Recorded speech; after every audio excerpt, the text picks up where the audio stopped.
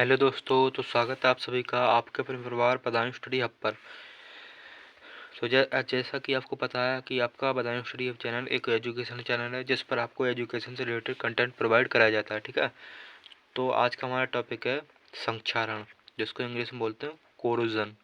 क्या बोलते हैं? Corrosion, corrosion, corrosion. ठीक है, आप बोलने की प्रैक्टिस कीजिए, कोरोजन। ठीक है, ये यूपी बोर्ड 2024 एग्जाम में, ठीक है, आ सकता है। कक्षा 10 साइंस विज्ञान केमिस्ट्री का पोर्शन का एक महत्वपूर्ण टॉपिक है, इम्पोर्टेंट टॉपिक है। ठीक है भाई, मैं आपसे ये नहीं कहता कि मैं जितने क्वेश्चन कराऊँ सारे आएंगे, ठीक है, लेकिन इसमें से कम अगर मैंने 10 क्वेश्चन कराए ना, तो उसमें से आपको 6 से 7 क्वेश्चन 100% देखने को मिलेंगे, 100%। ठीक है, 6 से 7 क्वेश्चन। ठीक है, अगर मैंने 10 क्वेश्चन कराए, मतलब कहने का मतलब है मेरा 70 से 80% क्वेश्चन देखने को मिलेंगे जितने मैं करा रहा हूँ। ठीक है, उनमें से। ठीक है, तो आज का हमारा टॉपिक है संक्षारण, कोरोजन। ठीक है, संक्षारण किसे कहते हैं भाई? संक्षारण जैसे भाई धातुएं होती हैं, ठीक है, तो उन पर जंग जमना ही संक्षारण कहलाता है। ठीक है, जमना क्या कहलाता है? संक्षारण। तो आइए हम डिटेल में सीखते हैं तो क्या संक्षारण किसे कहते हैं और क्या होता है संक्षारण। ठीक है, तो आइए संक्षारण, कोरोजन, ठीक है, सीखते हैं। सामान्यतः अधिकतर धातुएं चमकदार होती हैं। ठीक है भाई, अधिकतर धातुएं क्या होती हैं? चमकदार होती हैं। कुछ धातुएं देखिए, मेरे ख्याल से सभी धातुएं चमकदार होती हैं। ठीक है, कोई ऐसी धातु होगी, शायद ही कोई धातु होगी जो चमकती नहीं होगी, लेकिन सारी धातुएं चमकदार होती हैं। ठीक है, ठीक, परंतु अम्ल आर्द्रता, आर्द्रता का मतलब नमी, नमी मतलब आर्द्रता का मतलब नमी। जैसे नमी हो जाती ना, जल की नमी लग गई भाई, नमी लग गई, नमी, नमी है। ठीक है, उसे कहते हैं नमी। ठीक है, आर्द्रता का मतलब नमी। अथवा वायु के संपर्क में आने पर, सॉरी यहाँ कर लेना आप, आने पर। ठीक है, संपर्क में आने पर उन पर एक भूरे रंग की परत जम जाती है। भूरे रंग की परत मतलब जंग जम जाती है। ठीक है, भूरे रंग की परत मतलब जंग, जंग जम जाती है। ठीक है, जिससे उनकी धातुई चमक समाप्त हो जाती है। ठीक है, धातुई चमक मतलब धातुओं की चमक, धातुई चमक का मतलब, धातुई चमक का मतलब धातु की चमक। जिस भाई, अगर धातु पर जंग लग जाएगी तो उसकी चमक तो चली जाएगी, वो चमकेगी थोड़ी ना। अगर किसी चीज पर जंग लग जाएगी, जैसे अगर कोई ईंट है उस पर काई लग गई, काई जैसे बोलते हैं, काई बोलते हैं अपनी देहाती भाषा में, साधारण भाषा में काई, जिस पर काई लग गई तो भाई ईंट थोड़ी ना चमकेगी। ठीक है, फिर तो काई काई चमकेगी, फिर ईंट की तो अपनी सुंदरता चली जाएगी। ठीक है, ऐसे ही इस पर धातुओं पर, जैसे लोहा है, अगर लोहे पर जंग लग जाए तो उसकी धातु की चमक मतलब लोहे की चमक तो चली जाएगी ना, ऑटोमेटिकली समाप्त हो जाएगी ना। ठीक है, वही कह रहा है ये, जिससे उनकी धातु की चमक समाप्त हो जाती है। ठीक है, समाप्त हो गई तब ये संक्षारित हो जाती है, मतलब जंग लग जाती है, तो संक्षारण को से ही संक्षारण बोलते हैं। ठीक है, संक्षारित होने की इस प्रक्रिया को संक्षारण कहते हैं। ठीक है, आई बात समझ में आपको? मैंने यहाँ पर बात यहाँ तक समझिए, आप नीचे की बात तो समझ जाएंगे ऑटोमेटिकली, बात यहाँ तक समझने की। ठीक है, दोबारा समझिए। कह रहा है सामान्यतः अधिकतर धातुएं चमकदार होती हैं। ठीक है, अधिकतर धातुएं क्या होती हैं? चमकदार होती हैं। ठीक है, परंतु अम्ल, यानी अम्ल, अम्ल होते हैं ना, HCl, MCl, कोई सा भी। ठीक है, अम्ल, H2SO4। ठीक है, आर्द्रता यानी नमी, आर्द्रता का मतलब होता है नमी।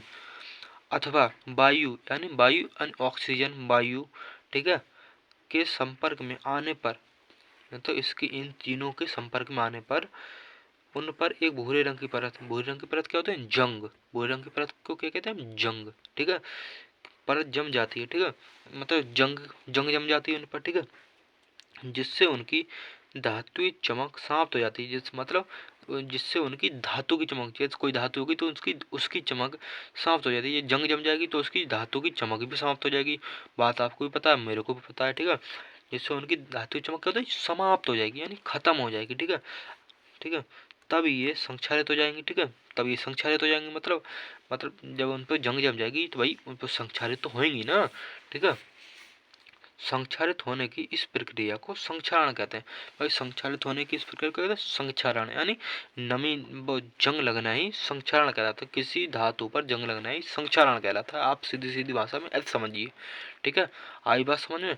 ठीक है, आई हो आपको इस चीज समझ में आई होगी। ठीक है, आगे चलिए। संक्षारण से बचाव के उपाय, ठीक है भाई। अब भाई देखिए, जैसे अब किसी चीज़ पर जंग लगती है तो भाई अब उसके उपाय भी तो होंगे, उस जंग को छुटाया जाए या फिर ऐसा कोई उपाय किया जाए कि उस पर जंग लगे ही ना, ठीक है। दो उपाय हैं, या तो उस चीज़ को, धातु को पहले से ही ऐसा, उस धातु पर ऐसे कोई एक्सपेरिमेंट किया जाए, इस पर कोई प्रयोग किया जाए जिससे पर उस पर जंग ना लगे, ठीक है। एक पॉइंट ये भी हो सकता है कि जंग लगने के बाद उसको हटाया जाए, फिर उस पर प्रयोग किया जाए। तो अब सबसे पहले आप कौन सा पॉइंट चुनोगे? फर्स्ट वाला चुनोगे, ठीक है।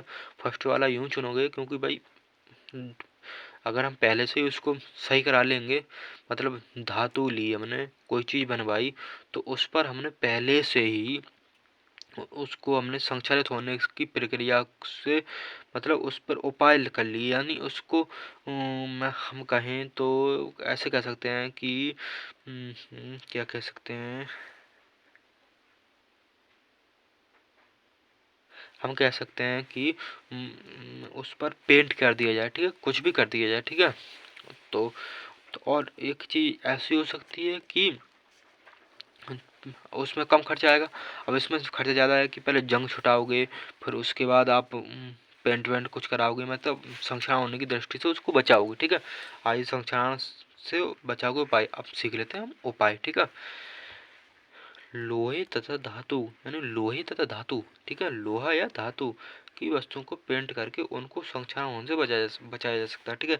मतलब पेंट करके, ठीक है, लोहे की वस्तुओं को पेंट करके, यानी कोई भी पेंट कर दो उस पर, पेंट करके उस पर नमी, मतलब जंग नहीं लगेगी, ठीक है। आप कहते हैं ना कि अपने जैसे कोई लोहे का गेट बनवाते हैं तो उस पर वो लगवा देते हैं, मतलब पेंट करवा देते हैं, जिससे उन पर क्या नहीं लगती, जंग नहीं लगती, बहुत ही कम लंबे समय तक जंग नहीं लगती। एक समय आता है कि उन पर भी जंग लग जाती है जब पेंट छोड़ता है तो, ठीक है, लेकिन उन पर जंग नहीं लगती, ठीक है। अब क्या कह रहा है ये, पेंट के स्थान पर ग्रीस या तेल का भी उपयोग कर सकते हैं, ठीक है। पेंट के स्थान पर क्या कर सकते हैं, ग्रीस या तेल का भी उपयोग कर सकते हैं, परंतु इसका प्रभाव थोड़े समय तक ही रहता है। परंतु क्या रहता है, मतलब ग्रीस और तेल का प्रभाव थोड़े समय तक ही रहेगा, मतलब ग्रीस और तेल थोड़े समय तक ही चल पाएंगे, पेंट लंबे समय तक टिक जाएगा, मतलब पेंट लंबे समय तक चल जाएगा, ठीक है। इसीलिए हम पेंट प्रेफर करते हैं, ठीक है। आजकल कोई ग्रीस और तेल नहीं लगाता, ठीक है। आई बात समझ में आपको? ठीक है, बात समझ में आई होगी। लंबे समय तक संक्षारण से बचाव के लिए यहाँ पे डी कर देना, ठीक है। लंबे समय तक संक्षारण से बचाव के लिए टिन की परत चढ़ाई जाती है। टिन एक धातु होती है, टिन, ठीक है। मतलब एक धातु क्या होती है, टिन। तो टिन को घोल बनाकर उस पर एक परत, लेयर कर दी जाती है धातुओं पर, मतलब लोहे की वस्तु पर, धातु पर एक लेयर डाली जाती है जिससे उस पर मतलब जंग नहीं लगती, ठीक है। देखिए सबसे ज़्यादा क्या टिकेगी, टिन की परत। उससे कम क्या टिकेगी, टिकेगा पेंट। उससे कम क्या टिकेगा, ग्रीस या तेल, ठीक है।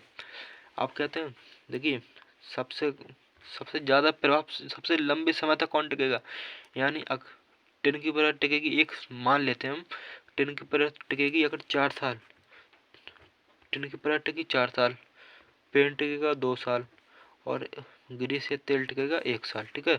तो हम करेंगे टिन की परत। टिन की परत थोड़ी महंगी पड़ जाती है, इसीलिए हम पेंट प्रेफर करते हैं, ठीक है, हम लोग, ठीक है। तो हम पेंट करेंगे, ठीक है, इस समझ में। तो सबसे ज़्यादा टिकेगी टिन की परत, दूसरे नंबर पर आएगा पेंट, तीसरे नंबर पर आएगा ग्रीस या तेल, ठीक है। आई होप आपको ये चीज़ समझ में आई होगी, ठीक है।